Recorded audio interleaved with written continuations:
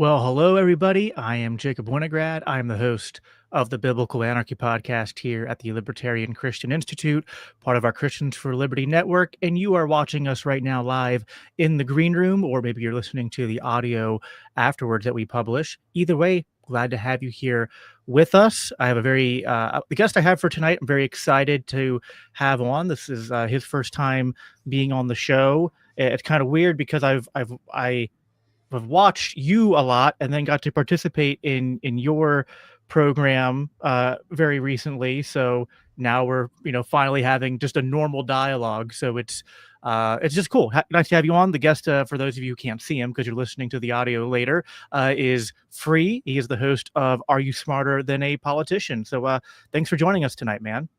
Yeah, thanks for having me, Jacob. Longtime fan of your show, so it's really nice to be on, and I'm very happy we've gotten to know each other a little bit lately, and it was great having you on the show. You did a great job, and I'm excited to do this. Yeah, I mean, I had to go up against a now 3-time champ, so I think I had a pretty strong showing for my first time there. Yeah, you had to go up against Amity, the 3-time champ, and Derek Wills, who's strong too. So it was kind of an all-star event. So we kind of threw you in on the deep end. Yeah, dude, that was awesome though. And I'll tell you what though, I am still mad that Terry did not let us do the thing where we were rewarding each other points. Cause I just thought why not? Right. I mean, it would obviously be kind of bad if I was rewarding myself points, but if I want to give my contestants points because man, they're just, killing it with the answers, I feel like I should be allowed to do that. I mean, there were times where I was actually getting frustrated because I felt like they were getting the good questions and then they were just like hitting it out of the park with answers. And then I was always like the third one up. And I was like, man, I got to like rise to the level that they were like raising the bar. And I'm just like, struggling to keep up a little bit. Yeah, it's the funny thing about the scoring is that like originally that was supposed to be totally fake, and Terry actually like keeps score, and so she's come up with all these rules and stuff, and it's all her. Dude, it's such a blast. Like on the surface, if you tried to explain it to people, I feel like they would just be like totally don't get it. But like once you've like watched even just one episode, then maybe it's just me because I'm just hyper competitive. I mean, I'm like the type that like when I play video games with my kids, I don't show them mercy. Like I'm like literally like the Kreese from Karate Kid and Yeah. Cobra Kai, like no mercy. Like it was even like my middle child, he just turned 6 and we were playing Super Smash Brothers, and he started to cry because I wasn't letting him win. And I was just like, listen, I gave myself a 200% handicap on Smash Brothers, but you got to bring it, man. All right. Like I don't raise, marshmallows here. You got to earn your way. I'm super competitive with stuff like that, but it's also in good fun. I did want to, before we get too much into the game show stuff, and things like that, it's your first time on the show and we're doing, I guess a normal part of the libertarian podcast circuit ethos is, the way I like to describe it is that we libertarians, we're attending sometimes an Alcoholics Anonymous, but it's like we're instead of being recovering alcoholics, we're recovering statists. Most of us. I know like one person who was raised in a libertarian household, so it didn't apply to him when I had him on. But for most of us, we came to libertarianism at some point later in our lives. And so it's kind of like, what's your origin story? At what point did you realize that we were ruled by evil satanic, as I like to call them, evil satanic Epstein Island pedophile ring devil worshippers? Yeah, I mean, I think we realize it more every day. So, it's like I'd go back like 10 years and think I knew then. And it's like I didn't know anything then compared to what we know today about, how corrupt and evil the whole, government is, and, those that control the government. So, but yeah, I've been a libertarian my whole adult life. So I like to say I'm 0 for 9 on presidential elections. So that's quite the record I got going there. And so found Ron Paul like in high school, and got into that even though I couldn't vote then, and just kind of was self-taught until, I found, resources on the internet and started to learn more about libertarianism and, some of the, Austrian economics and, different thought leaders of the movement. And then, I became pretty anti-war and I got into that end of it even more. And so it's been, pretty much my entire adult life, paying taxes at a large amount, fueled the fire a little bit more. Every government overreach in my life, every time I needed a permit for something or had to pay for something, I became more libertarian. So it's been, a long time, but I'm getting further and further away from believing the government can do anything every day. Yeah. Well, unfortunately, they can do things. It's just nothing good, Correct. right? I mean, when people ask me, be like, Jacob, like, is there anything that you can give the state credit for at all? And I'm like, it's really efficient at killing a lot of people while stealing as much money from us as possible to do it. I mean, I don't know why that would ever be something you'd want to have in society, but like, I guess it's like, that's not something you want to be first at. But I guess, the state gets to claim that for some reason. I always tell people the day you realize you're a libertarian is when, most people think the government can either fix something or do nothing. And you realize you're a libertarian when you realize the two options are actually they do nothing or they make it worse. Yeah. No, 100%. I see we have Amity in the chat. Hello, Amity. She said gave me 100 points for giving her and Derek points on Are You Smarter Than a Politician? So I appreciate ever since I've been on the show and I picked up a little bit, I think, of the people from your audience. It's like an inside joke now. Again, kind of an inside joke now. People make the comments. It's just like 100 points. People are like, what's that? It's like, you clearly you would never watch Smarter Than a Politician. So people need to do that. Also, click the wrong one because it moved on me. Amity gave you 200 points for being 0-9 on presidential elections. I feel like that's a badge of honor. I had a losing record going until this last time around, and I'm not exactly happy that I changed that because now I'm, I guess, 1-3. So I would have rather been 0-4. But I don't know. I mean, I guess I'm glad Ross is free.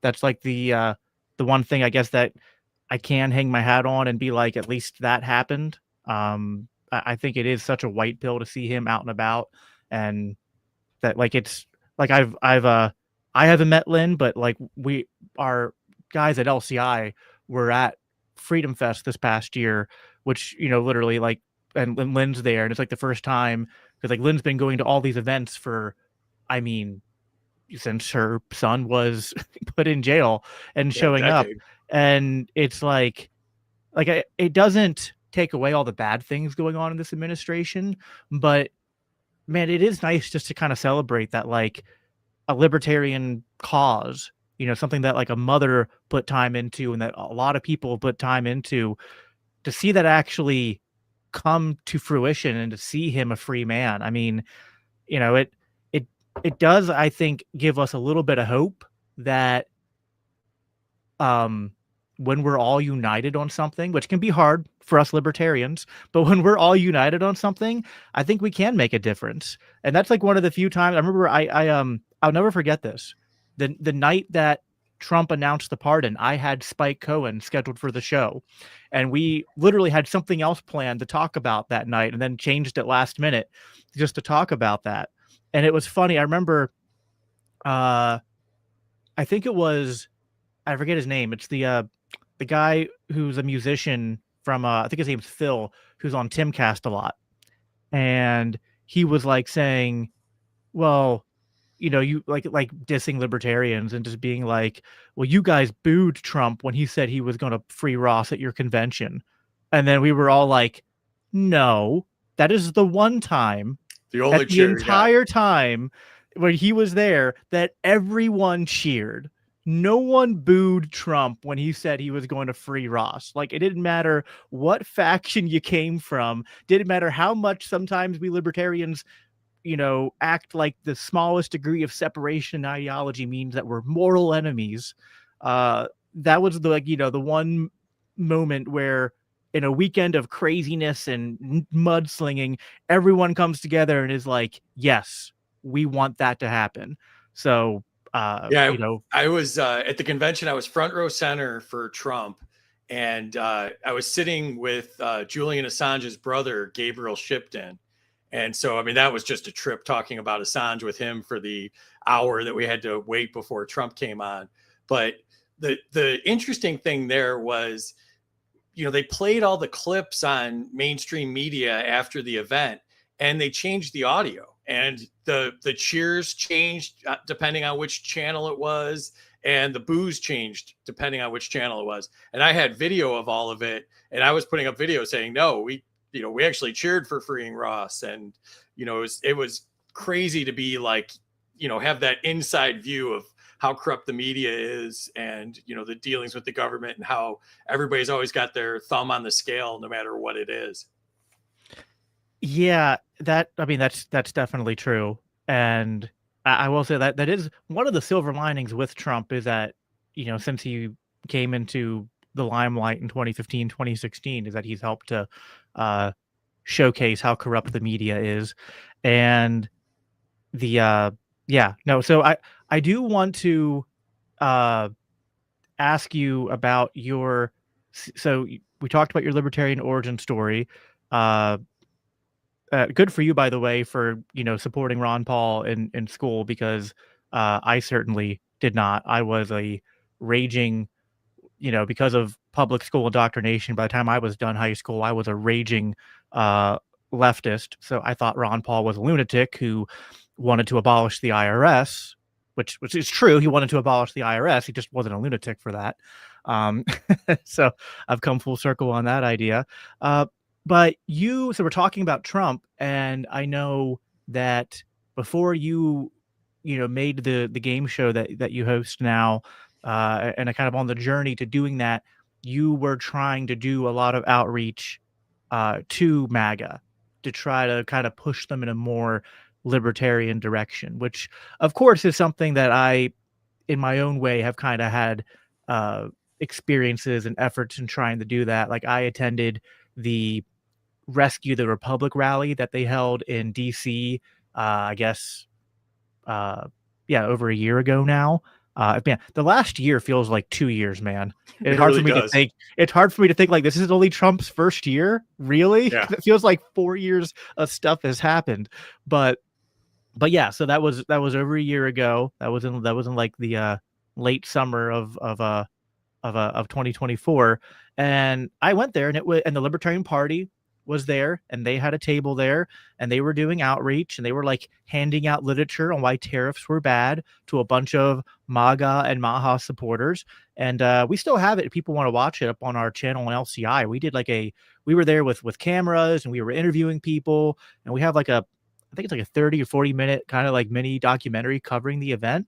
And like, we left the event kind of thinking, maybe there's a possibility to do some inroads with this movement and coalition. And like, even if Trump wins and does a lot of bad things, like maybe the people are more open to working with libertarians than conservatives and Republicans have been in the past. Now, 1 year later, that Right. that hasn't exactly worked out well. But so that's kind of some of my experience in terms of trying to do outreach to MAGA voters. How did you get started doing that? What were you trying to do, and how did that go for you? Yeah. So, I made a lot of MAGA friends on Twitter because I was so against, pretty much everything Biden was doing. And, I came back to Twitter, during that era. And so, the enemy of my enemy is my friend kind of thing. I ended up, obviously there's way more MAGA supporters than there are libertarians. So I ended up with a lot of MAGA friends. And so when I started doing spaces, Terry Batts and I did, I think, around 125 spaces in the year leading up to the election. And, so I would try to say things like, point out which parts of what people thought were MAGA were actually more libertarianism than they were traditional Republican conservatism. And, so I tried to kind of make, inroads there and teach people about, liberty issues and, the liberty movement, while we had a common enemy. Right. And so, we talked a lot about that. And, I thought the interesting thing about MAGA is that, MAGA is just a catchphrase, right? It's not an issue. And so I feel like the reason that MAGA became so popular is because people saw in MAGA what they wanted to make America great again. So if they were, 1A, 2A, against taxes, whatever it is, against, any form of government overreach or, centralized control, I would point out that that's more libertarianism than it is, traditional Republican politics. And so, we would talk a lot about that. And, we made some headway where people would say to us, that they'd never even heard of libertarianism. Now they think they might be a libertarian. So it was a really interesting time. But then Trump got elected and they all turned on me. And, half the libertarian movement still thinks like I'm MAGA adjacent or, a closet Trump supporter. But if you go look at my feed, you can tell I'm not. Oh, yeah. That's the frustrating thing. I don't want to dwell on this for too long, but, like, and this goes both ways. Like, there are people I know, like an old acquaintance of mine from the Libertarian Party, our old treasurer, Todd Hagopian, who never met in person, but I generally liked. He did outreach, as did other guys like Spike Cohen and others, did outreach with like the Black Lives Matter protests back in 2020, like during the pandemic and whatnot. Now, say what you want about the Black Lives Matter movement. Like, I didn't support it, and I don't really think they supported it wholesale either. But they were also like, hey, this is a group of people that, like, maybe you don't like the title and the sloganeering, and it's a little bit leaning into identity politics, and that's not exactly what we want to do. But they are kind of responding to some legitimate grievances with our criminal justice system and the police. So, like, shouldn't we be trying to talk to them to sort of affirm what they're getting right, and then maybe offer different solutions and a more philosophically consistent, grounded explanation for why the criminal justice system is bad and why their communities are suffering? And it's not, white people's fault. It's not, Western culture or, I mean, as a Christian, like, it's not, Christianity or anything like that, but it's really the government and the government policies, and not just the current ones, but ones going back, decades, since, like, really, I mean, you could say since the 60s, or really since the New Deal. And I mean, really, to keep going back, there's so many things that keep stacking on. But the point is, there was a lot of people who would see guys who did that and then just be like, oh, they're a bunch of, like, blue-pilled wokeritarians, and they're just like trying to make libertarianism appealing to leftists, or I don't know, just a bunch of different straw men like that, very similar to if, what you went through in the opposite direction, people who were uncharitable. And listen, like, we're all going to have our different, like, not each one of us is going to be equally called or equally gifted to preach, for lack of a better word, the libertarian message to every single group of people that is out there, right?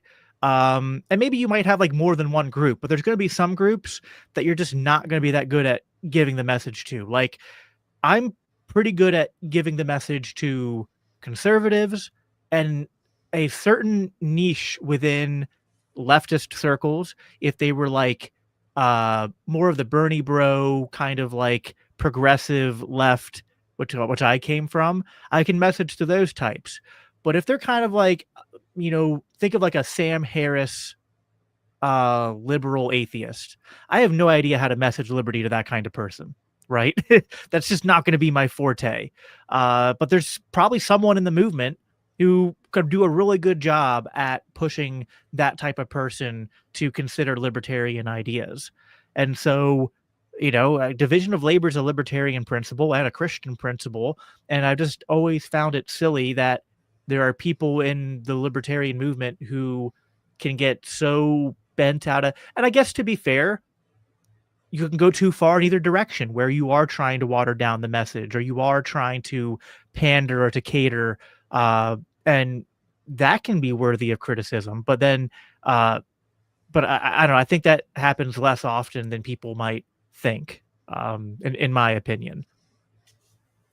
Yeah, and you've seen the graphic before where it shows that the Libertarian Party's the best half of both parties, right? And if you think about what people actually care about and the impact they want to see in their life, like it's probably even more than that, because they, even like the people that want tariffs, they want tariffs because they think it'll make America business stronger, make wages go up, things like that, where, we can message to them and say, those are all great things, but tariffs aren't going to do that.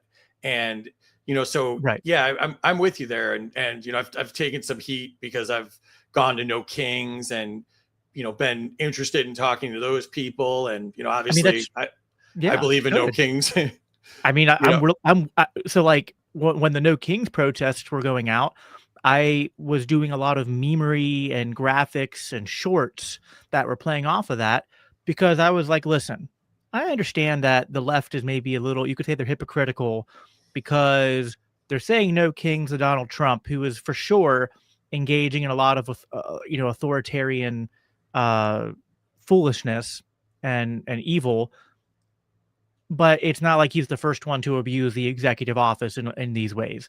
And when the Democrats are in office, like Barack Obama abused the heck out of executive orders and the executive power. And each one does it a little more. Each one expands it a little more for the next one to then abuse that power and then expand it a little more.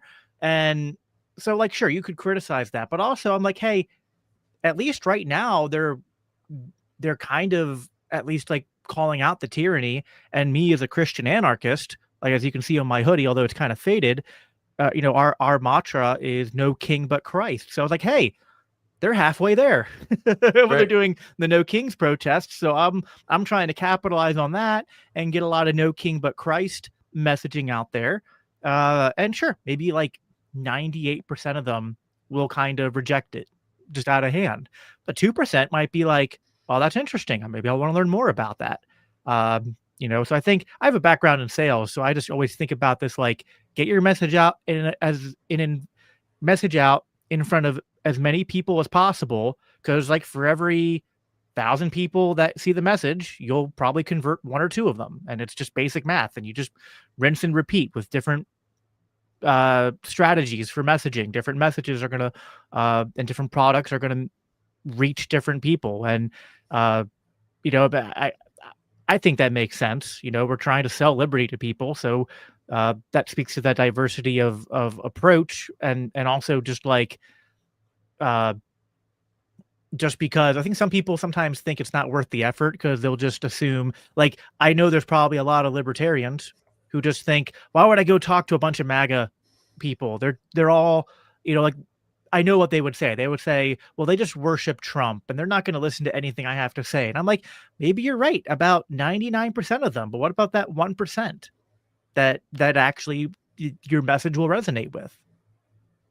Yeah, and to use your sales analogy, right? Like the first thing you want to do is listen and hear what they want, what are their goals, why do they think this is the right way, and then meet them where they're at.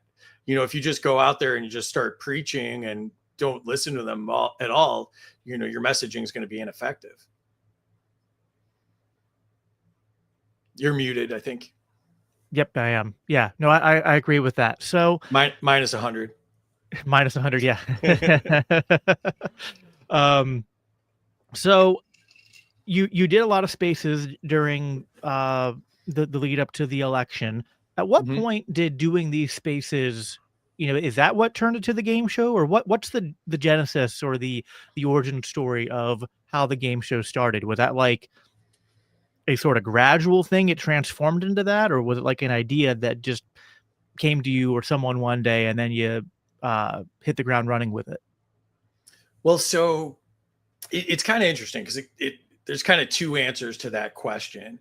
One was I was burnt out on politics after a summer of the elections, and just obviously there was a lot of negativity both on the libertarian side, but also, just in general, the culture wars and just the red versus blue and all of that.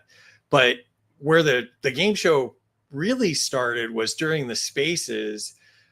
I interviewed a bunch of the presidential candidates for the Libertarian Party. Charles Boulay, Lars Mapstead, Chase, Mike Termott. A bunch. Josh Smith. I interviewed a bunch of them, and so leading up to that, I watched a lot of the debates and a lot of the interviews. And what I realized is, if you give somebody the opportunity to give their stump speech, they're probably going to give you their stump speech. And so if you ask these open-ended questions, you're probably going to get the same answer that the last guy got and the guy before them got. So I actually had a debate between Belay, Mapstead, and Chase. And so I came up with this idea of doing a lightning round, which you'll probably, you probably remember from the game show, is now a big part of the game show. So I asked them 72 questions in 11 minutes. And only allowed a yes or no answer.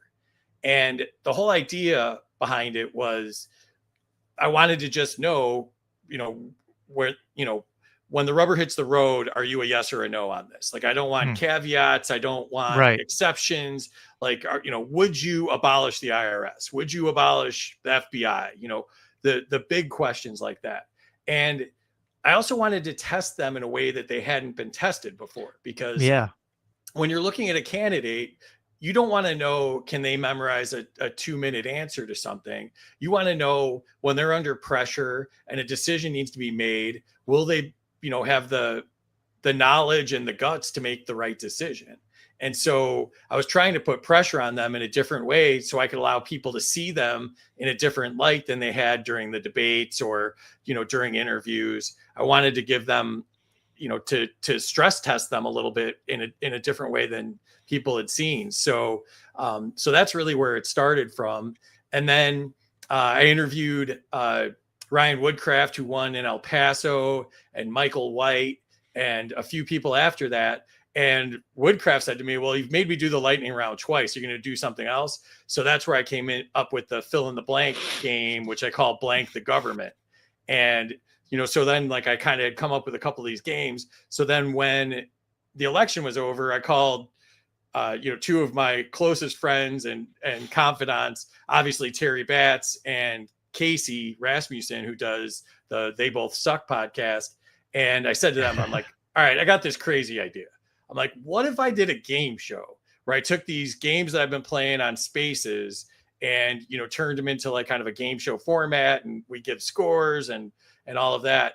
And I'm like, tell me it's stupid. And they both were like, actually, I think it's kind of a good idea. Like, I think it'll actually work. And, they'd seen the little stuff I'd been trying on Spaces. And so when they both liked it, I was like, all right, maybe I'm onto something here. So the game show actually started off with kind of, us busting on each other as friends. And it was called, You're Not a Real Libertarian. So I would ask a question, and then I would tell the contestant why they weren't a real libertarian and take points away from them. And, so it started off like that. And then we got more and more people that were interested in doing it. And then we expanded it to more than just libertarian. So I changed the name to Are You Smarter Than a Politician? And that's where we're at today. Wow. So it did kind of develop, you had core components of it that you kind of stumbled upon and just doing the candidate interviews and the Spaces and whatnot, and then had the idea. So that was kind of like what I was assuming probably happened. But it's cool to kind of hear you explain how that organically came about. And I like that idea. I remember I didn't watch that debate between those three. I remember like seeing it promoted. I had already at that point kind of predetermined who I was going to, support. So I wasn't super interested in hearing their answers, but that's an interesting way of grilling candidates. And yeah, when you did that lightning round in the show when I was on, I would have, if I was a candidate, I would have failed that because I don't know how to give 1-word answers. I mean, that's why I'm a podcaster and not not a kid, because I'm good at taking, something that can be said in 10 seconds and stretching it out to 30 minutes. So that's the name of the game when it comes to podcasting. But yeah, sometimes it is interesting to kind of like try to say something as concise as possible and answer it in a very uh succinct way. But I am not because I know who was there. I wonder what they said on certain things. Did did you ask Chase if he would abolish the would you ask him if they would abolish the FBI? Pretty much everything. Okay, yeah. 72 questions. So I hit him with a lot, and yeah, the other part of it was, like some of the debates turn into like I'm more hardcore libertarian than you, and they kind of like one up each other and everything. And I wanted to give people that were listening, maybe for the first time ever, I wanted to give them a lot of knowledge about libertarian ideas. So, just the game of numbers. If I ask 72 questions, they get 72 points of data about what is libertarianism about. And where if I ask half that, they get 50% as much, right? So that's one of the other things I've tried to carry through to the game show is, typically we cover, 60 to 80 questions per episode in around, 90 minutes to 2 hours, depending on, how long the questions go. But, so we're getting a lot of information out there, and, some people are, super 2A. So like if there's a category on 2A, that'll be of interest to them. And then maybe there's other things that they don't think about at all. Like, I'm very much concerned about the surveillance state, and I'm very anti-war. And, so like maybe they don't think about surveillance at all. They think surveillance is a good thing and it's going to keep, kids from getting hurt or whatever they think. And it's like, then I, sprinkle in some surveillance state things, and maybe I pique their curiosity to say, well, maybe Palantir isn't our friend, and maybe the government having all of our data is a bad thing, and maybe the backdoor into our devices is a bad thing. Maybe they'll start to think about it and look at it from a different point of view. Oh, for sure. And like a lot of these things, like they intersect, and you can often find ways to push people to care about even the issues they don't care about by showing it how they connect to the issues they do care about.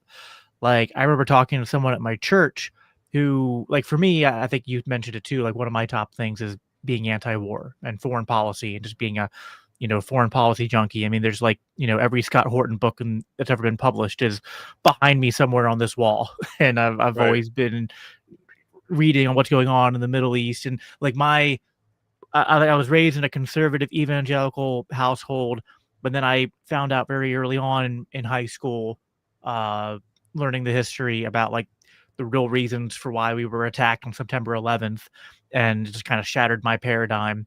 And ever since then, I've been just trying to stay ahead of the propaganda. But there's a friend of mine at church who is a, kind of conservative, not libertarian, but certainly at least like economically leaning in that direction, but more of a uh in favor of government interventions in like culture war, social issues.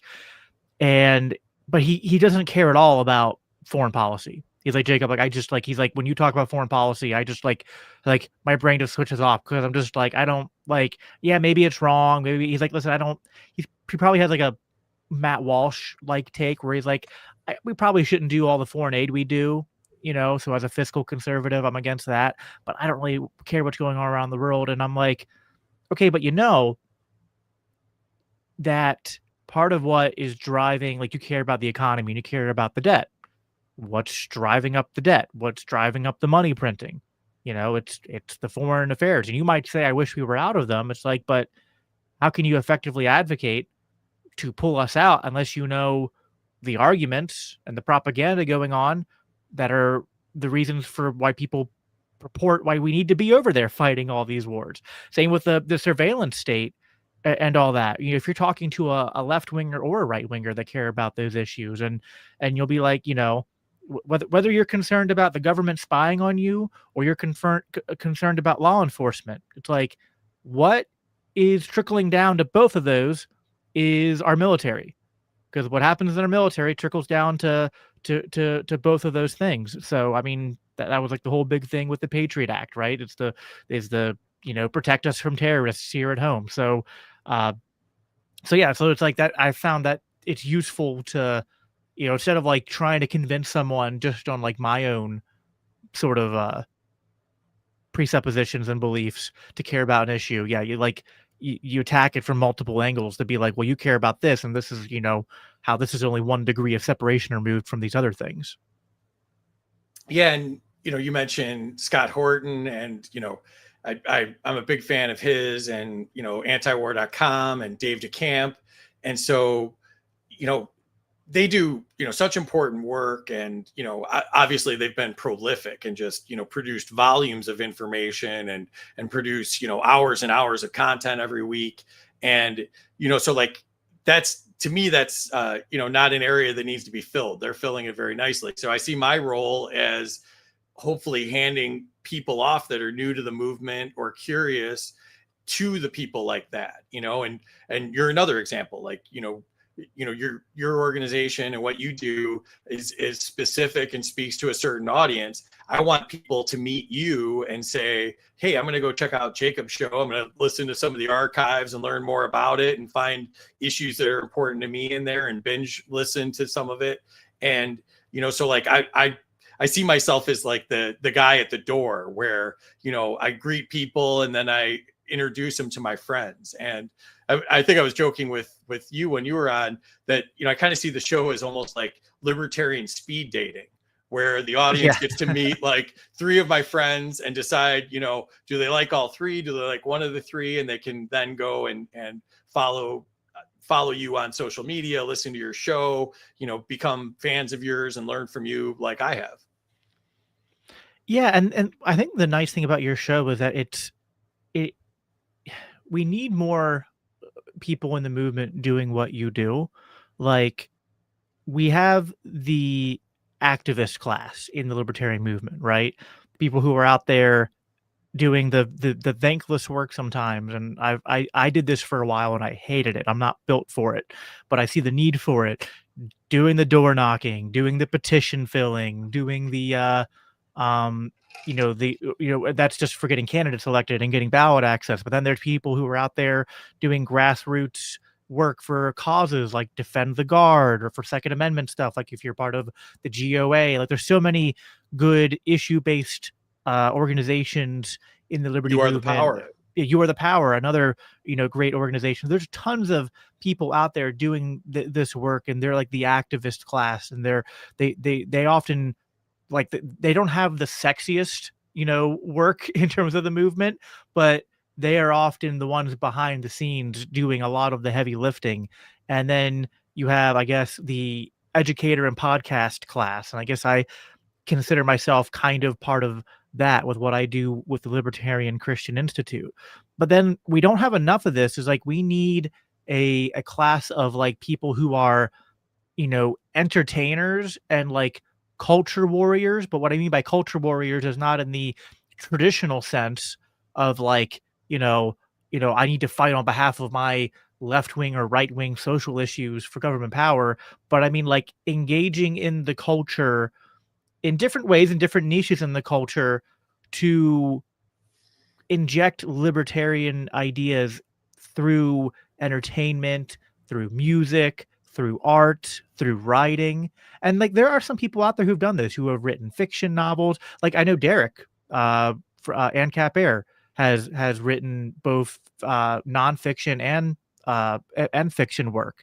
I know guys who have created comic books, who have written songs and music, and so it's not that we don't have it, but I feel like it's like, if there's one part of the libertarian movement that's not saturated, it's that, right? Like, it's always the joke in the libertarian podcast sphere. It's just like, it's we just need, like, I saw someone in the chat said ZZ Liquid Zulu is the way forward. And I'm friends with Zulu and his crowd, and he literally just started a new podcast with one of our mutual buddies who goes by Monhop on X, and literally titled the first episode like, just what the world was waiting for, one more libertarian podcast, right? Right. So it's like, because that's what everyone does. And it's good. Like, I think podcasts are good, even though it is kind of a joke to talk about how many of them we have, but it is a rather saturated market unless you find a particular niche or way to go at it. But what we don't have enough of are people out there who, kind of like the way I'll connect this to like a Christian thing. There are obviously there's like Christian rock, like Christian rock music. But then there are just people who are out there who are like, they're just Christians who do music, and they kind of let their values speak through just the art in a not in your face way, but it just comes out in what they're doing.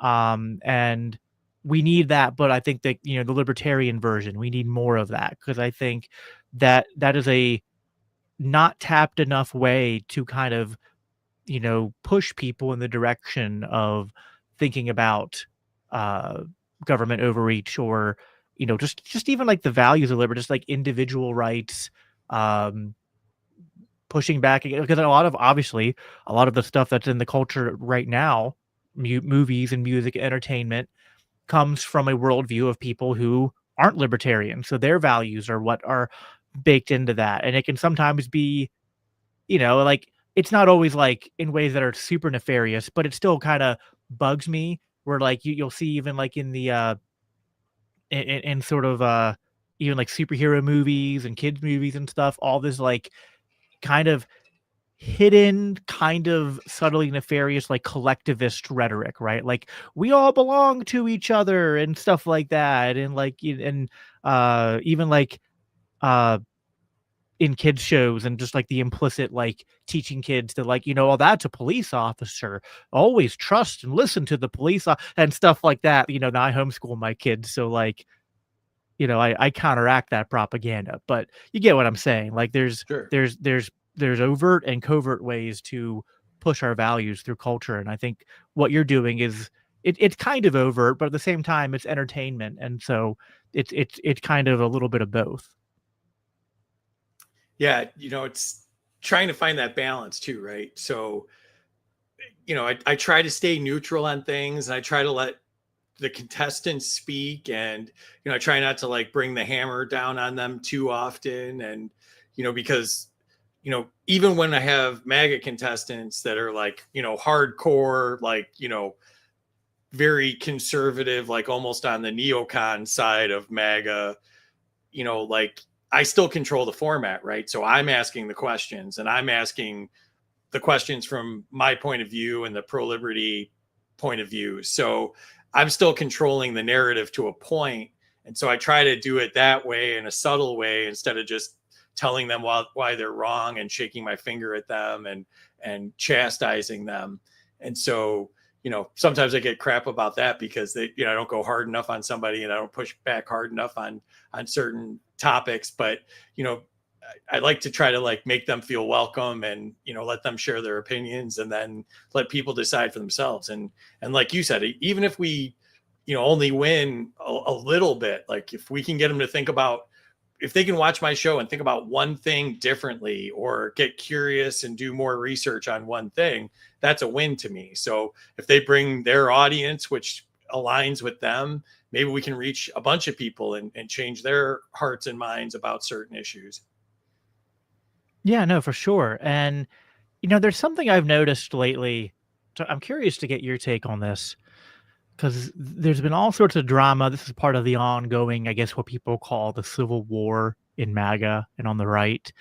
People who are, even if they're not calling for outright cancellation, they're kind of calling for like a, uh, I mean, not like cancellation like censorship, but cancellation in terms of like, these people aren't real MAGA and they're not, honest actors or whatnot. People going after Tucker Carlson, people going after even guys like Piers Morgan, people going after even some of our guys like Dave Smith, because of who they've platformed. Like, a couple of those guys have platformed Nick Fuentes.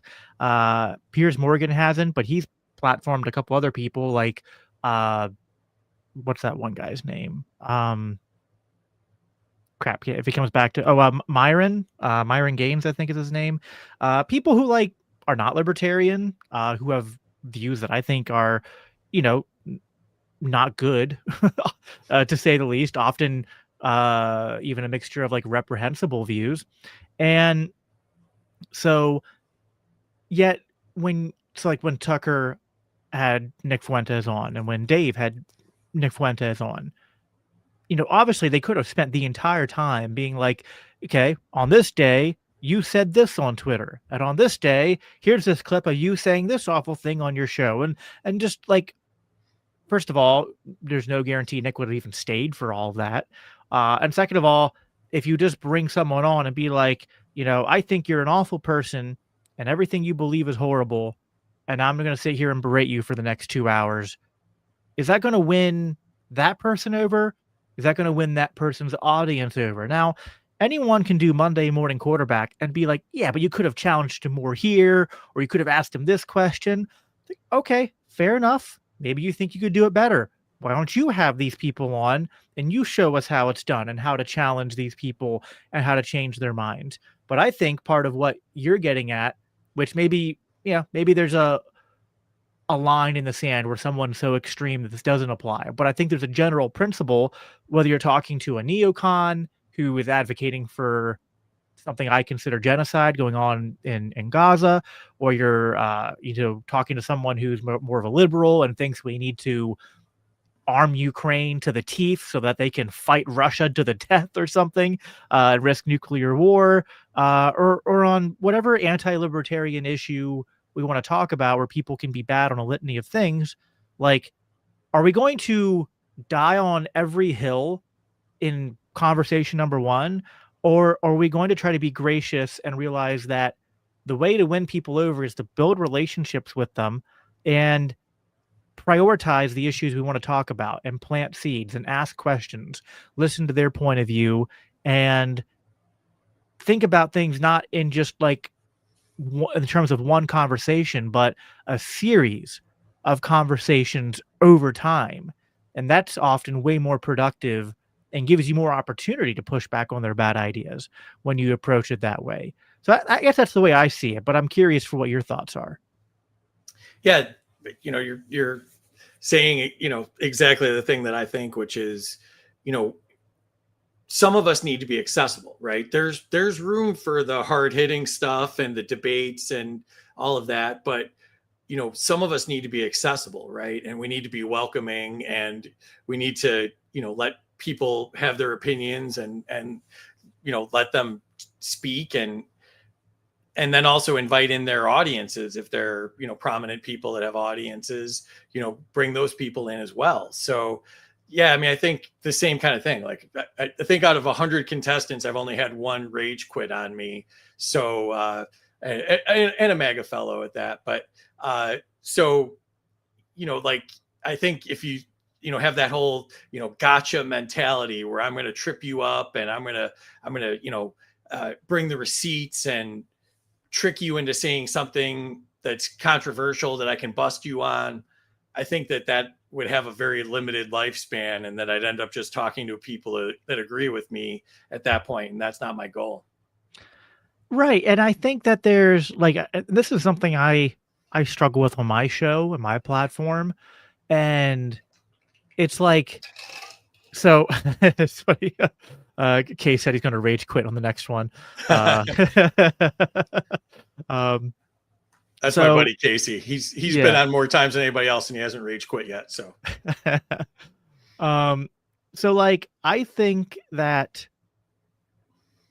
first of all, some of this is kind of like, we have to keep in mind that like there are things that we're conditioned to view as reprehensible, but that doesn't mean that, like, maybe it is, but like there's other things that maybe are equally reprehensible. Like, I love having people on my show who I disagree with, because as much as like these conversations are good, and like this is more of like I'm getting to know you and get your backstory and things like that, and I think that's really edifying for like both of our listeners. And yet, if a show is just always kind of like one dimensional, where it's just like, and this week I had on this guy and we agreed on everything, and this week I had this guy on and we just agreed on everything, and this week you know what I mean? Like, contrast is kind of part of life. It's an important part of life, and I'm sure even like at some point we'll probably find something in this conversation where maybe we even agree on something, but we have slightly different takes on it. And even that slightly different angle, that contrast is engaging and interesting. But then especially I think, as much as I'm, very much a partisan libertarian and Christian, I I don't think echo chambers are actually a libertarian virtue. I think uh non-ironically, diversity is kind of our strength. Now, the left says that and they only mean skin color, but I think diversity of worldview and of thought and of background and economic uh background even and expertises, like, that's the free market at play and the free market of ideas at play. So I like having people on, even people who I might think have a couple reprehensible views, like, and I'm not going to equate them, uh but like, I've never had Nick Fuentes on, but obviously Nick has said some really horrible things. But he also he said some good things, like after the Charlie Kirk shooting, he said we need to de-escalate and not respond to the left with violence and disavow violence. And even though I have some, even he was like, listen, I have racist views, but I don't think we should advocate for no, and it's contradictory to things he said in the past. But then he's also against, like, even if it's not for entirely the right reasons, he's against war and he's against what's going on in the Middle East. Now, contrast that with someone like James Lindsay, and I've had James Lindsay on my show. And I think James Lindsay, ideologically, he's not a Christian, but he's done a lot of coverage on things like Christian nationalism and wokeism on the left that I find valuable.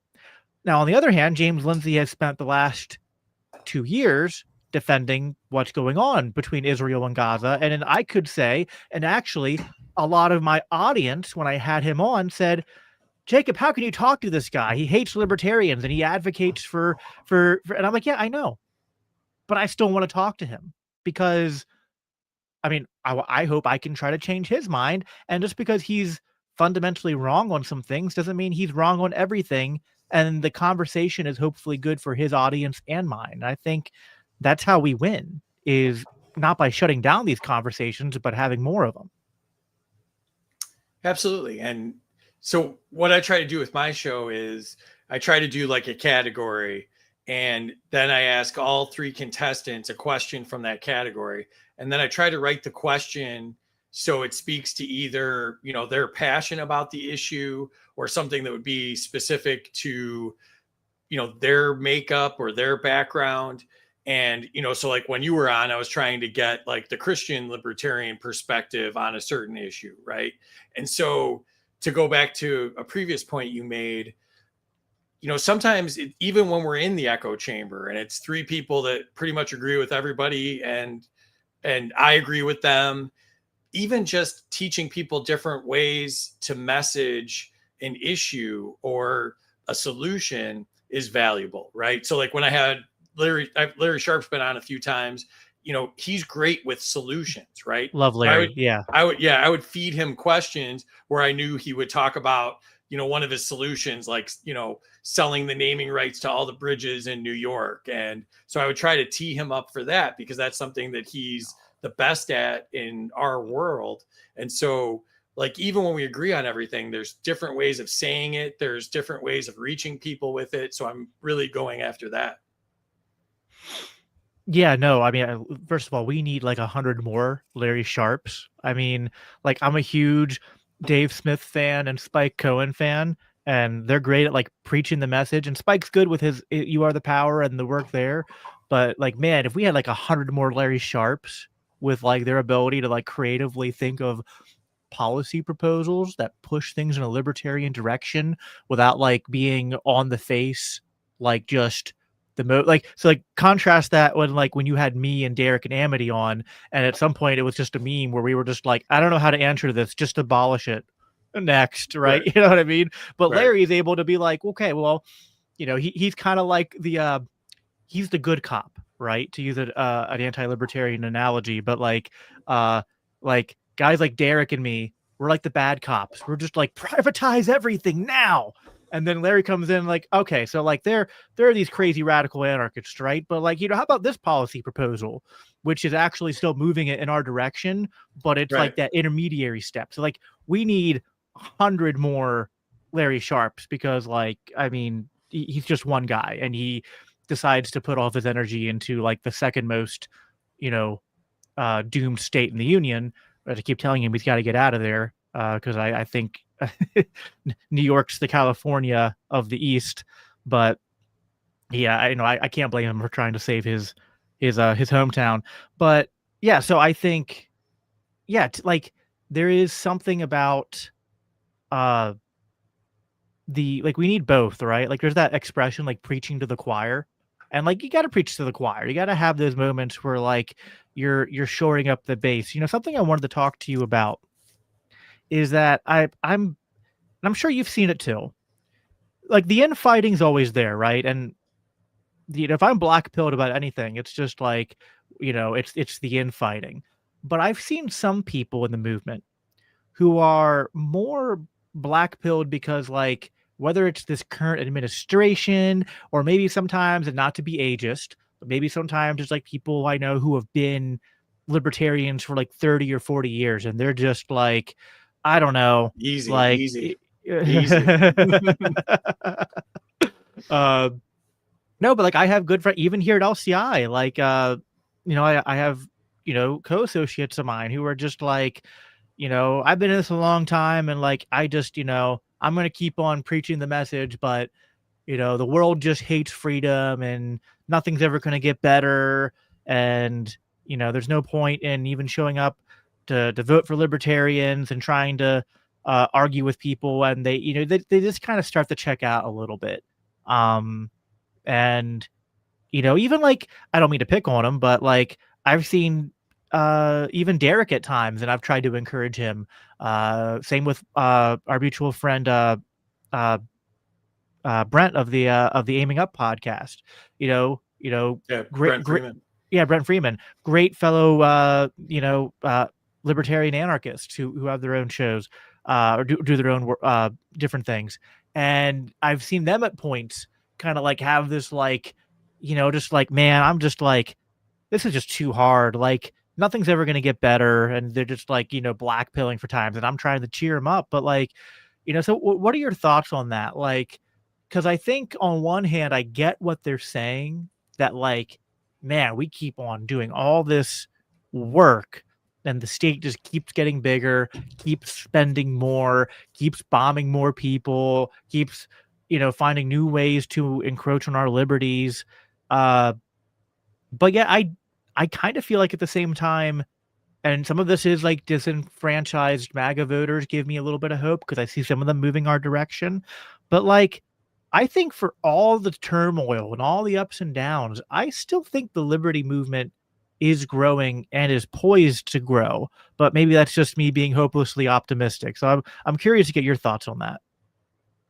Yeah, it's, the funny thing about Trump getting elected, right, was, I think if Kamala would have gotten elected, we would have gotten all of those people, that they would have all given up on the corrupt system, and they would have all come back, But I do think it's, a positive that, all the libertarians that promoted Trump and endorsed Trump seem to be coming back to us. So I think that that's a good thing, and, a positive sign. And, so yeah, I mean, I definitely go through black pilled moments, and there's certain shows where you can see I'm not feeling it, and, we're going to bomb Iran, and, it's, just absolutely terrible stuff all day, every day. And it wears on me. But, I think that you do see signs of people pushing back against this, and people realizing that they've been lied to yet again and fell for it again. And, I think that, it'll be an interesting, few years here with the midterms coming up, and then, Trump being done, hopefully in, 3 years. So, I think it'll be interesting to see what happens, because, one of the things I'm really concerned about is the technocrats, and JD Vance is obviously, Yeah. a Peter Thiel puppet at this point. And, so if he's the chosen one to carry on MAGA, that's a really scary thing. And so, people like Aaron Day are out there doing a great job talking about that all the time and getting that in front of people. And, so I think, people start to realize, I feel like anytime people encounter the government, they're probably going to come to our side a little bit more. And the government's encroaching so much on every one of our freedoms and every aspect of our lives that, like, people are just one court case away from becoming a libertarian, or one audit away from becoming a libertarian, or one failed small business away from becoming a libertarian. So if the government continues to go in this direction, I think people will be flying over to our side saying, like, I cannot believe I voted for this nonsense, and just ready to fight back. Yeah, no, I think that there's something you said, like it makes me think that like part of the issue here with why, like, I think some of us, I think this was partly me, and I think there's partly other people. I think a lot of libertarians were, because you mentioned like the people like saying like they fell for it, and like I've tried to be gracious about that over the last few months. Like when I kind of announced that I regretted voting for Trump, and people were they were for a while posting that meme of like the blue ribbon fell for it award thing in my Right. comments, and I was just like, all right, I'm just gonna take that on the chin and take the lumps. But like I and like I to be fair, like I understand people can say that the warning signs were there, and I guess they were. Like you mentioned, like the technocrat stuff, and like certainly, like I'm simultaneously excited and terrified about AI, because like all new technology makes me this way. Like even like the digital age we live in is simultaneously so good for freedom and yet so easily weaponized by the state against us. And the AI is the same way. AI is so like exciting when you think about the possibilities of sort of multiplying and enhancing human innovation and productivity, and then also terrifying when you think about just learn about the ways in which the military and law enforcement are already finding ways to weaponize AI to further encroach on our freedoms with these programs designed to basically like predict crime using algorithms, and track down potential terrorists and bomb them using AI. So like it's like simultaneously like nightmarish and dystopian, while also exciting at the same time. So, but there were things about like what Trump was doing that I guess in hindsight you could say was all performative. But I think for a lot of us, because it's so hard to get wins, like I was talking about earlier with like Ross and all that, it's so hard for the libertarian movement to get wins, that then when Trump came in and he like, you gotta say it was at least, the Tom Woods expression, no matter who you vote for, you end up with John McCain, right? And all politicians lie and make promises. This was at least the only time I can think of where there was this concerted effort to really go to libertarians and make a direct pitch to them with specific promises to them. And I'm not even just talking about the convention. I mean, even like the month leading up to the election, Trump and his son and Elon Musk and all them, and talking about Doge, and they're like saying we're going to bring Ron Paul in to advise on Doge and all this, and it's just like, you're like, all right, maybe there's a chance here that like it's going to be different this time, right? And I think there's something to the black pill, like it's almost like these are like two equal opposites you have to avoid, of like you don't want to like black pill, but then like in your desperation to not be black pilled, you also have to be wary of like false hope or false promises. So like, I don't know how to navigate that, because it's like what I'm really concerned about, which I don't know if you share this concern, is like I don't want to be so like skeptical of progress being made that like we never take any risks or chances, or like I get disgruntled with some of the anarchist types, even though I am an anarchist, who basically they feel like their strategy is just like they don't have a strategy. They're just like they're so concerned about violating the principles that then we don't ever take any action because we risk compromising in some way. And I don't know if I have an answer to that other than just I feel like I don't want to have paralysis of action, but I also don't want to compromise so much that we make deals with the devil that we end up regretting. So I don't know the way out of that. I don't know if you have any thoughts on that. Yeah, I get frustrated with the same, rhetoric from people, like not voting, or the stuff about shunning the minarchists recently. And it's like 150 million people voted in the presidential election. Like, we're not going to convince everybody to stop voting overnight. And so we have to deal with the world that we're living in. I believe in incrementalism, where if we got 5 more Thomas Masseys, that would cause gridlock in Congress. And, there would be significant changes because of that gridlock. So, that to me is something worth working for, even though I am an anarchist, right? And, locally, there can be significant wins locally, with just a few thousand votes, right? So I don't see Even why you would stop fighting locally. even a couple dozen votes, man. Like, and Right. I haven't talked about this on my show yet, because it's a little bit bittersweet. But so when I was with the Mises Caucus, I took over with Mises Caucus guys, took over like the local county party, caused all sorts of drama and division, plus because of the national takeover and state takeover, and we lost some people in the county party. Um, but one of the people who I've since kind of tried to mend the bridge with, uh, she is still a small L libertarian, and she ran for mayor of my borough.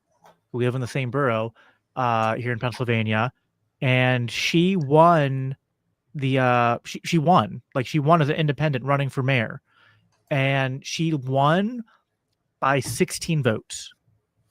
Right. And like, I initially offered to help her because it was more of like a personal thing. I was kind of like, hey, we had some beef between us in the past because of dumb LP drama that I feel kind of responsible for.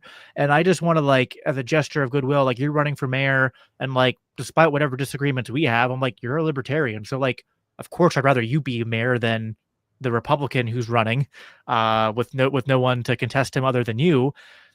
But I was like offering to volunteer and just kind of still expecting the same result that I'm used to in my life, which is, even like libertarians will be like, we got 3% of the vote in any election and be like, that's a win. And it's like, I guess it's good for ballot access, but it, doesn't really win anything. But then she won by 16 votes. And it was just like, that's just for me, for my kids. It was like even like such an encouraging moment for them to just show them, like, hey, you get involved locally in something you believe in, like, these kind of things are possible.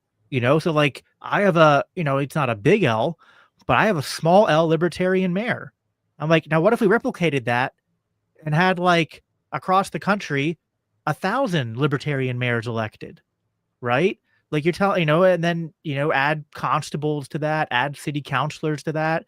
Like, so I mean, maybe there's not any hope in DC, although I'd love to get 5 more Thomas Masseys, but at the local level, like, there's still a lot we can do.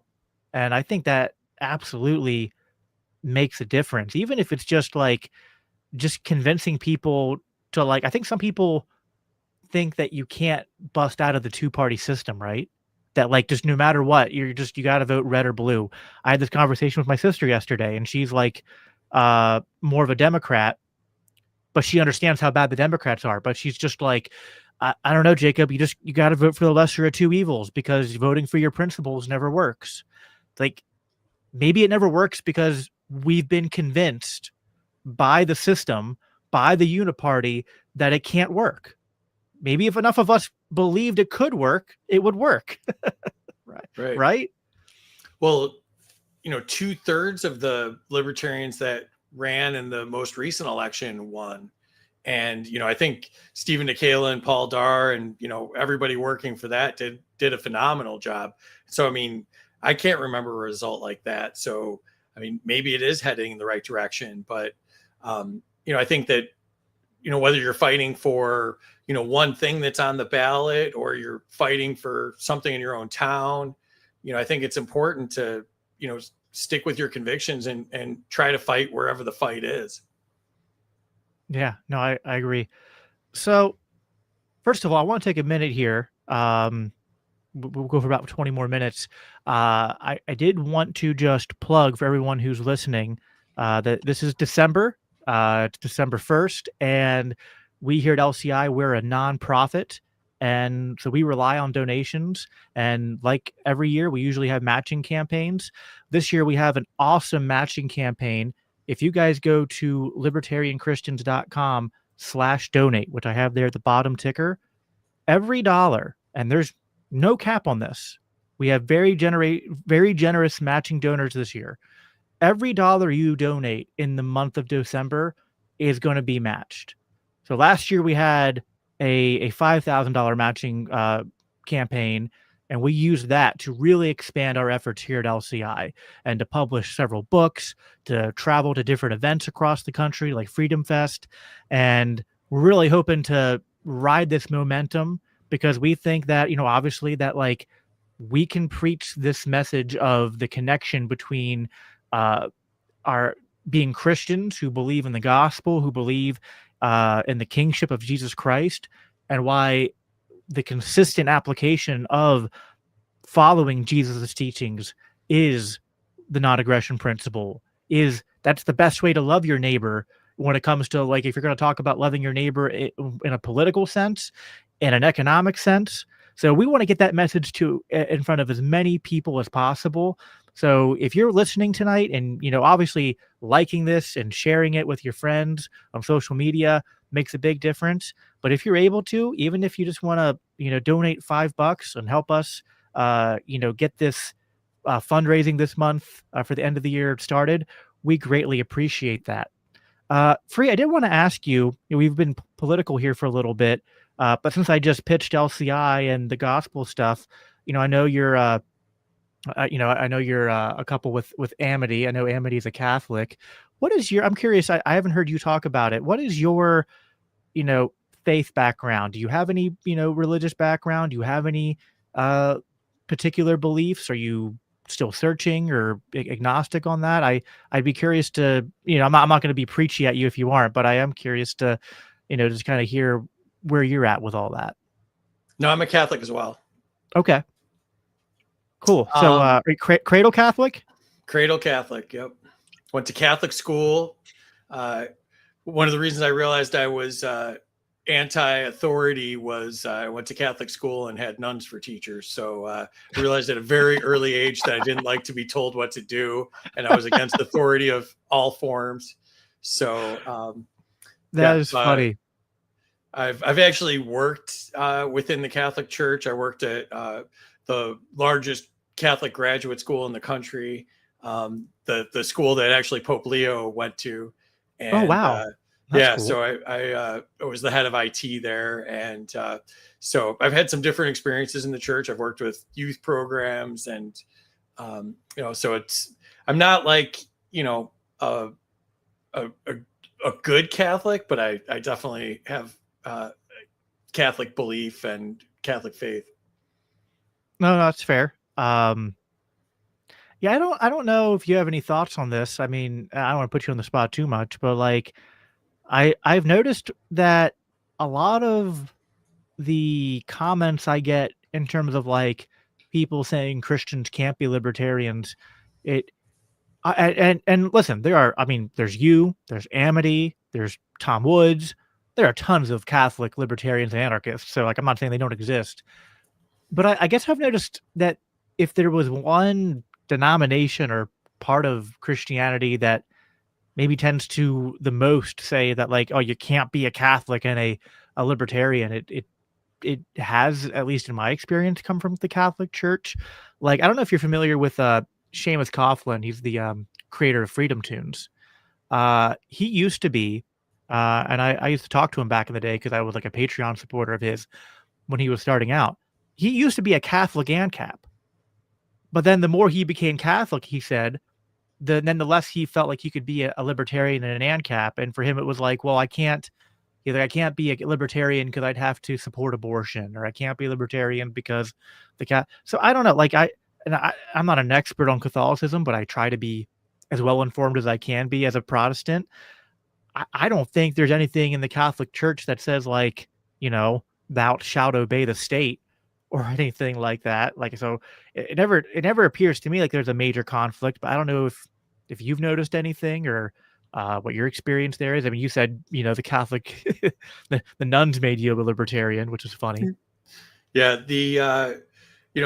I'm from Chicago originally, and they have no problems, telling you to vote Democrat. So, I don't think there's anything in the teaching. And, I think that a lot of, Catholic values and Christian values are, very similar to, liberty values, and, that, we're supposed to respect each other and, be good to each other. And I think those are just very, core things, whether you're hoping to live a faith-based life or you're just hoping to be, a good person.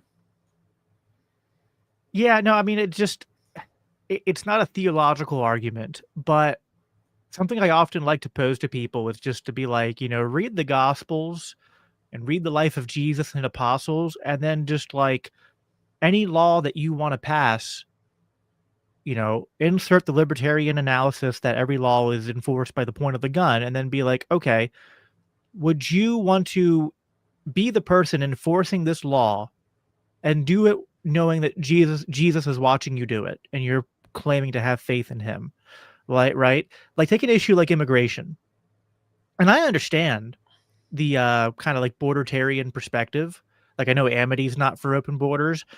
I'm not exactly like an open borders libertarian. I actually think Amity and I, even though she's more of a minarchist, I think we agree on this, where I'm like, I understand that while you have a state that like there's consequences to totally open borders, but obviously, like, I know Amity doesn't support mass deportations and doesn't support the way the current administration's doing it.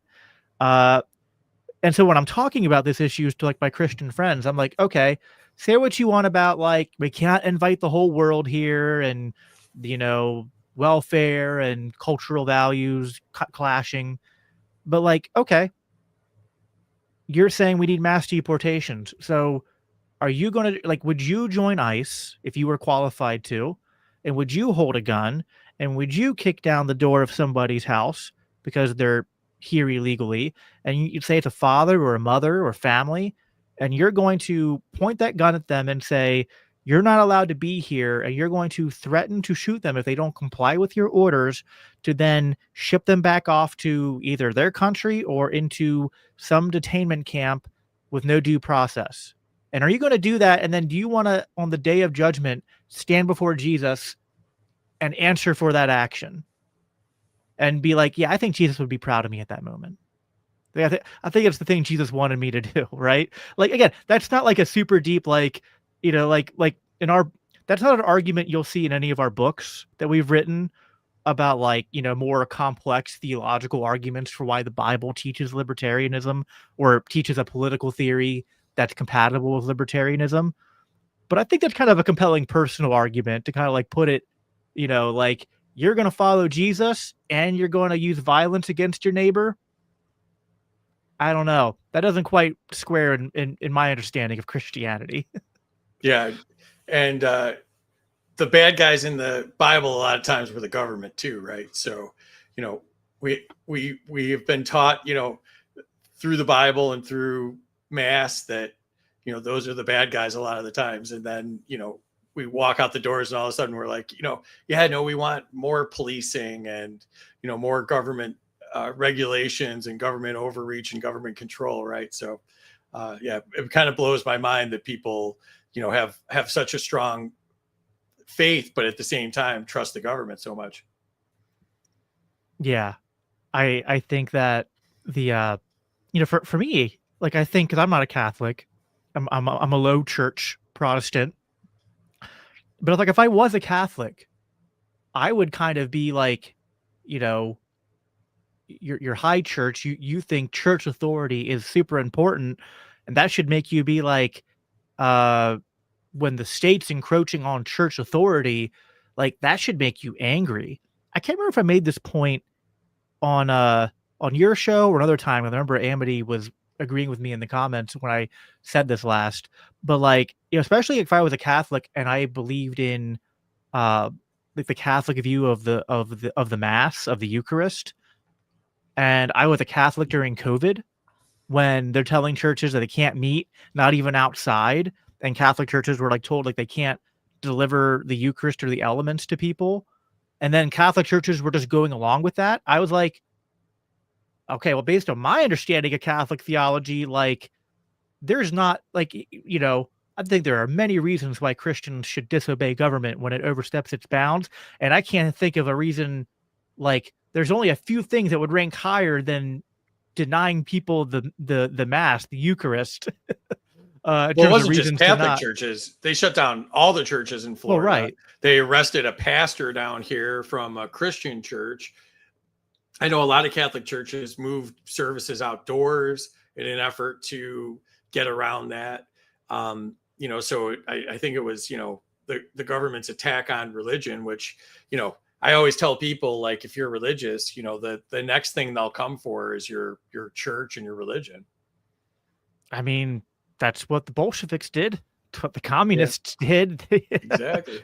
Which I've Eastern Orthodox can sometimes still kind of go down this like Christian nationalist route, but I've noticed there's a lot of Eastern Orthodox who are very open to libertarianism because they're just like, yeah, we know how dangerous it is to give the state any power because you know, we they've lived through some tremendous persecution out there, um yeah, in the East. So yeah, no, I think that, so, you know, as we're drawing to a close here, I guess, you know, what is one thing that you think we as like the libertarian movement aren't talking about enough? You know, we all have our pet issues, right? Like I think when I was on Larry's show and I was on your show, I mean, if it would have been a drinking game to take a shot every time someone said end the Fed, people would have passed out. How many times we said it, right? So we got Right. it. Libertarians are good on ending the Fed. We talk about it all the time, as we should. But like, what are some issues you think that the liberty movement, the libertarians aren't talking about enough? You know, I guess I would say, you know, local economics, right? About how they're trying to kill small businesses. They make it nearly impossible to start a business. Startup costs for a business are absolutely through the roof. Compliance costs are like half of a business costs. You know, I think 50% of businesses fail within the first 5 years. Every single thing that they're doing favors their, you know, their cronies and, you know, large businesses, and hurt small businesses. Tariffs is a perfect example. I think we're not talking enough about how that's killing small businesses. That, you know, God forbid you manufacture something here that requires a chip, and, you know, now we're putting tariffs on the chips, and, you know, the cost of manufacturing the vacuum cleaner that you make that requires a chip doubles. You know, so I think that we need to talk about monthly bills, like that libertarianism would bring down your monthly bills immediately. It would make it easier to start a business. I was talking about to one of my friends who's black, and I was saying, you know, Maj talks a lot about how, you know, that black Americans are an untapped market for libertarianism. Like, Yeah. you know, no one has held that community back more from being successful than the government has. You know, like all of the occupational licenses to do hair and, you know, child care and all of these things. Like, people should be allowed to start a business with, you know, just their reputation and their skills, right?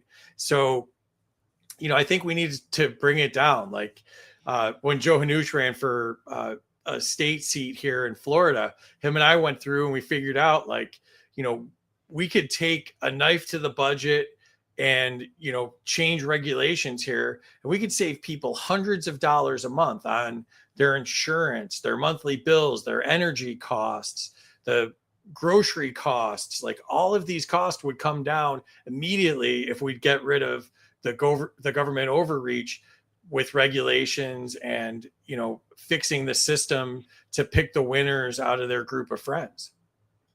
Yeah. No, that's so true, man. And if you did an interview show, I would tell you to have me back on. Someone should have me on to talk about this because, like, I've shared bits of this before, but like, I am one of the people who lived through losing a small family business because of well, COVID was the final nail in the coffin, but we had been dying a slow death because of everything, 90% of what you just laid out in terms of just all of the costs that burden small businesses and entrepreneurs, but that big mega rich corporations often are able to find ways to get exemptions from or move around, or they'll write the regulations in ways that they hit them less hard than other people. And we've rightly focused a lot on, the federal and state regulations, but sometimes the local stuff and the local taxes and the property taxes, like, they can be absolutely killer, and just put people on the, like there are so many small businesses that can't afford to compete with the large ones because they can't hire enough help, because, like, just hiring people costs way too much money and brings upon businesses way too much risk. And so you end up with a lot of entrepreneurs and small businesses where the guys are like working 80 hours a week, because, like, they're two people trying, or three people trying to do the work of like six or seven people. And eventually all that stuff catches up with them.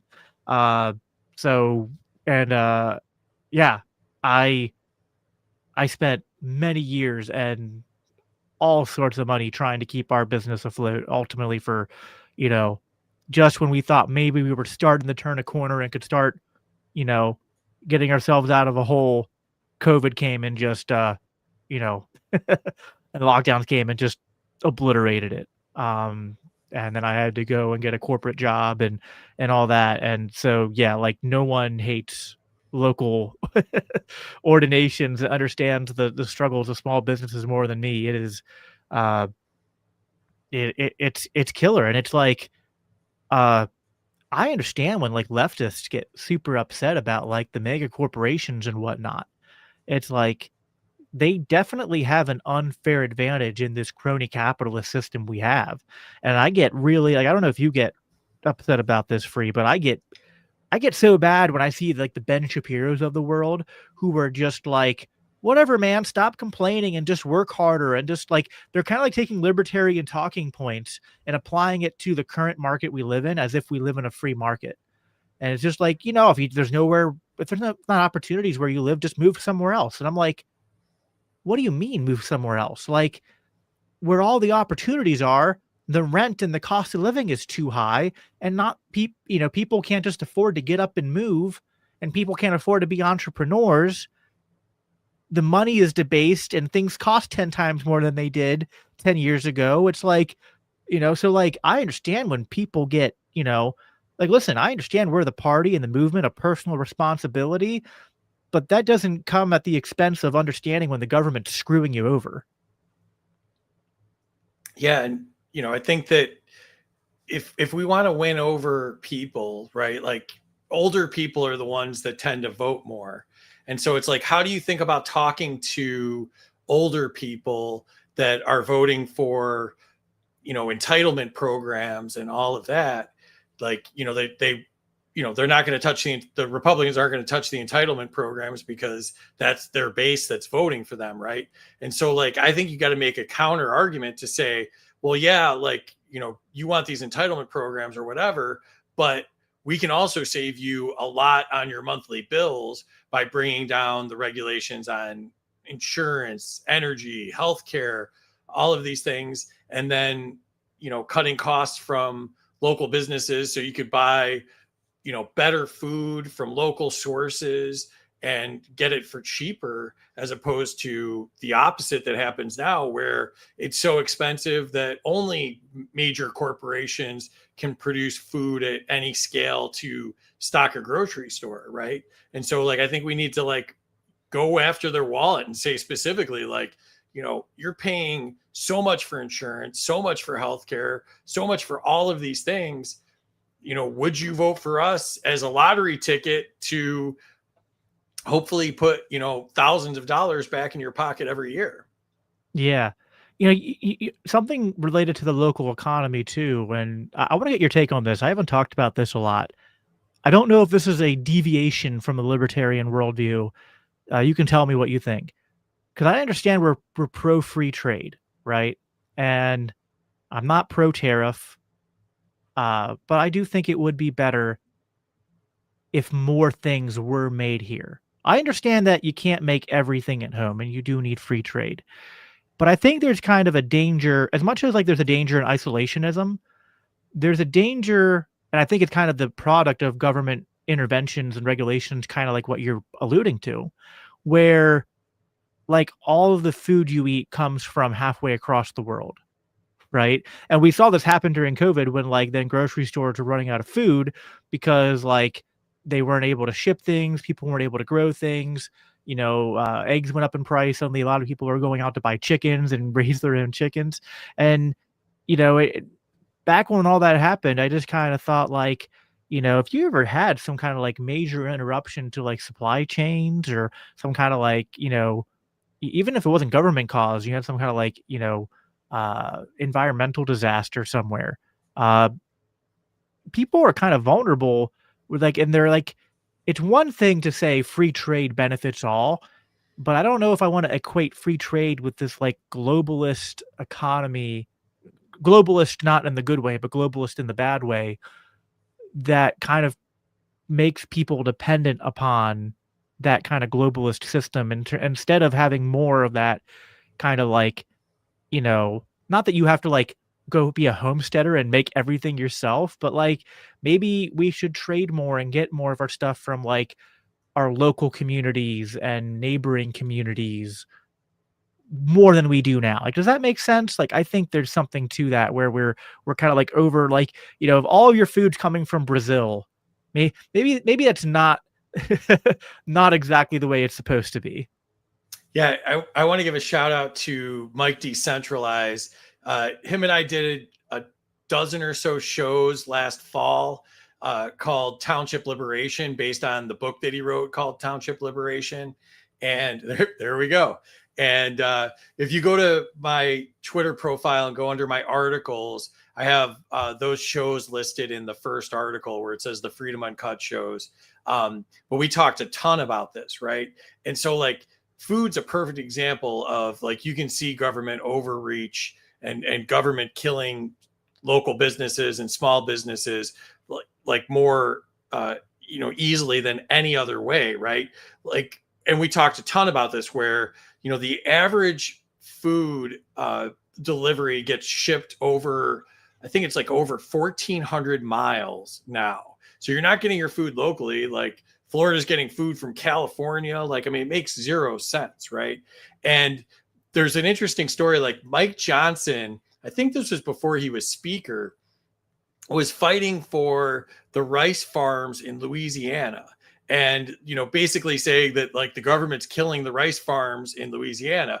And it's a perfect example of, you know, we ship rice like 10,000 miles to get here to buy foreign rice. Like, explain to me in any economic way that that makes any sense, that something so cheap and pretty heavy is cheaper to send 10,000 miles than to buy from a centralized location in the United States.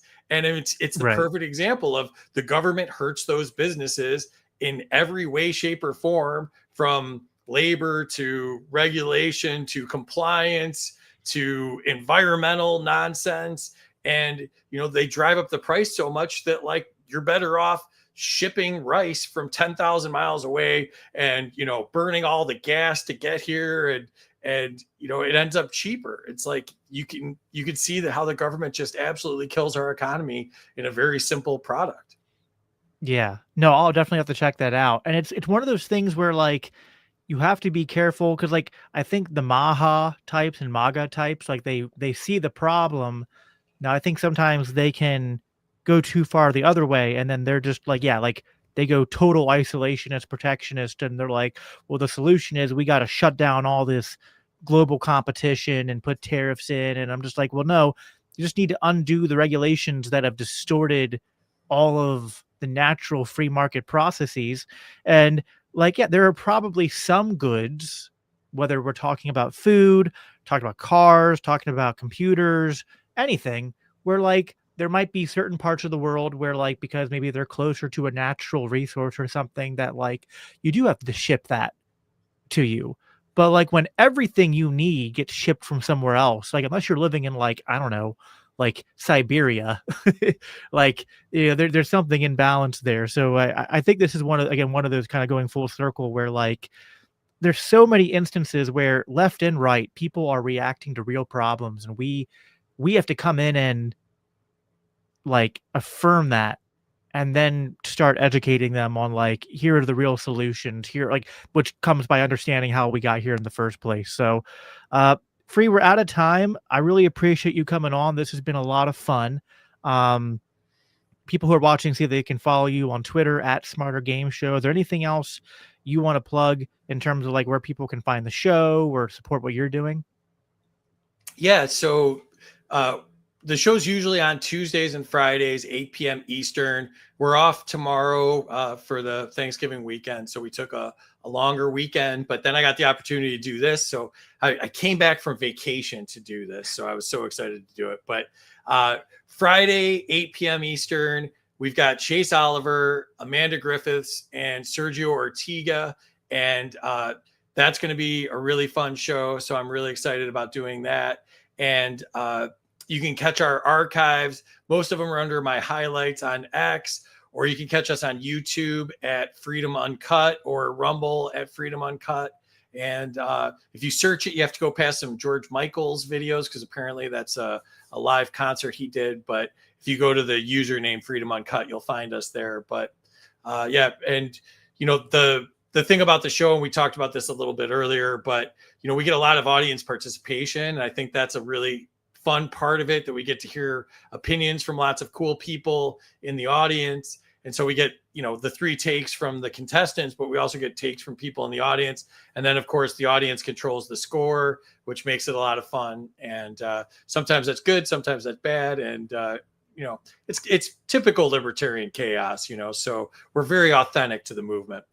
Yeah, it's organized chaos. I don't know. It's more like it's chaotic organization. I don't know the right adjective for it, but it's a lot of fun. Whatever it is, it's just it's the right balance of like there's a little bit of structure and then a little bit of making it up as you go. It's spontaneous order, in game show form. So definitely recommend it. It's a lot of fun, and yeah, you do a good job, which which is what I like about your show is that beyond just the showmanship and the entertainment value is that it's a very eclectic group of people.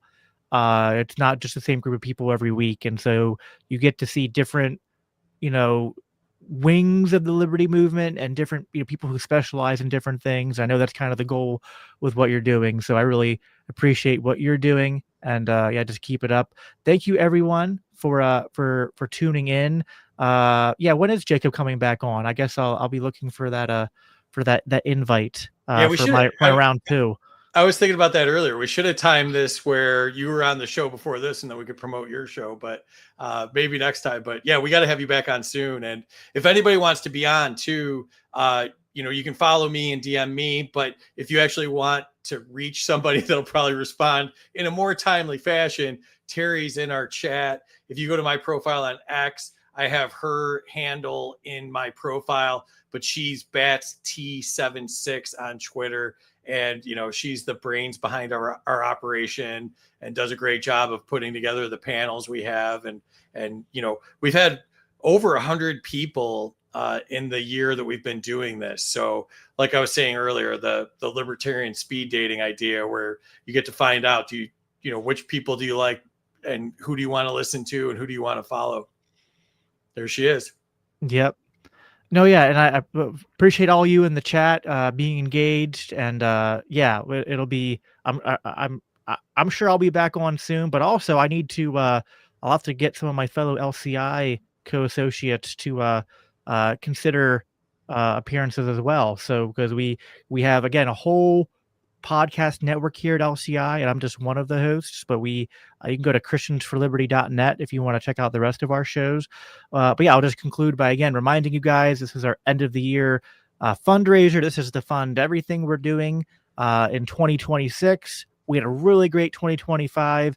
You guys have been really good to us, and so just appreciative of all that. Again, every dollar you donate in the month of December will be matched dollar for dollar, and there is no cap, or if there is a cap, it's an unknown cap. So make us figure out the cap of Right. what our matching donors have promised to do. Right? We would love that so that we can. We're actually planning. I don't know where everyone is at, but we are planning some of our first in-person meetups. We're planning a meetup next year, probably more like end of summertime. But we're planning a meetup in like the Ohio, like Indian, yeah, like kind of like where Ohio and Kentucky, I guess, kind of get close to each other, because we have guys in both of those states, so they're trying to find like a midway point to do like an in-person meetup, and we'd like to do more of those. So as well as showing up to Libertarian Party conventions, state conventions, Freedom Fest, Pork Fest, all that. If you want to see us there and see the show grow, more books come out. I mean, we're if you believe in the gospel and in liberty, we're your guys. So again, libertarianchristians.com/donate. I am here here in the green room typically every Monday evening. I will also plug that I will be back here again Thursday evening for a special edition of the show, where there's going to be a debate between Dave Smith and, as previously mentioned, Mr. Liquid Zulu. That's sure to get a little heated and a little spicy, but I'm going to do the best job I can as a moderator to make it a productive debate and an edifying one. The Bible says iron sharpens iron. Sometimes in that process, sparks fly. There might be some name calling. There might be some, people might lose their temper. Might be some profanities. I'm praying that it'll be productive, and that I'm gonna try to make them friends by the end of the stream. That's my goal. It's my goal. It's we have a one of my favorite guys here in my state party, Ken